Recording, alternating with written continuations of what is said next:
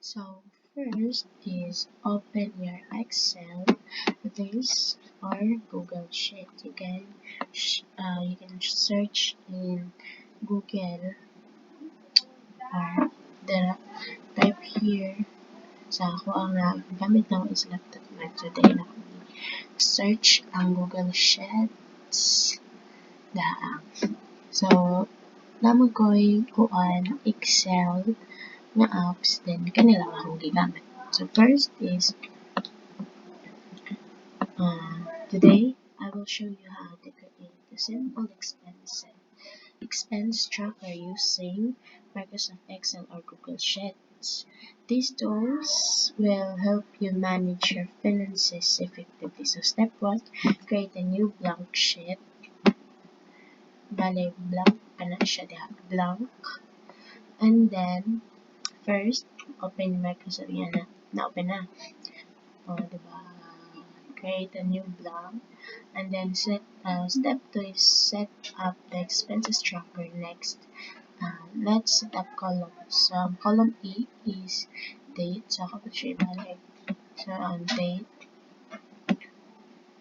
date, description, and then category, and then amount.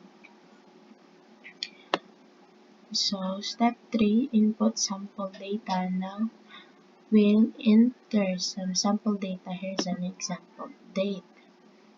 So, date na ko January 25, 2020 lunch. Food. Tapos, ang yung description is lunch. Ang yung category is food. Ang amount is 200. Repeat. Yan na. And then, wala po na yung mga i-butang kung sa ino ha. Dili Ang sa mo mga ginapang mga plans nila para sa mga expenses nila para matrack nila mga expenses. Then sa fourth step, apply formula to calculate the total expenses. Excuse me. Use the formula sum D2 and D6.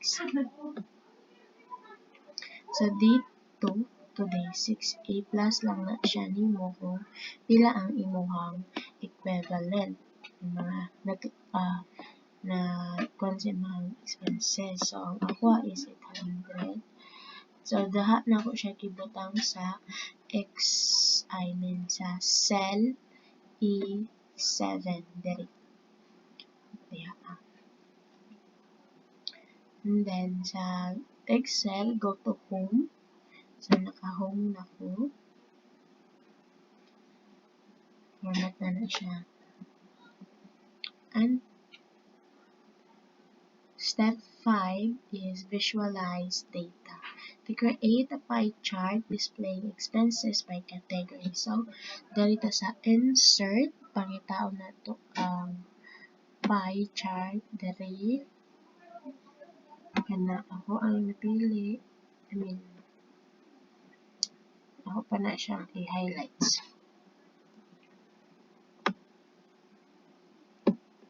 And that is insert sa pie chart. Yan. So, as you can see, na siya ay date description category. Na large, dapat kung unsa ang color na naa-diri, mapod ang imuhang color diri. So, kaning ako is copy naman ako gikan sa akong binuhat nga pinakauna ay i-demonstrate lang man din ako. So, dapat kani ang imuhang sundon kung mag-highlights na ka sa amount. And then, i-save naman siya. Naman kani. And then, the step 6 is save and share. Finally, save your file. So, save diha. And then, imo na i-export as PDF. So, that's it. And that's how you can create and use an expenses tracker to manage your finances effectively. Thank you for following along.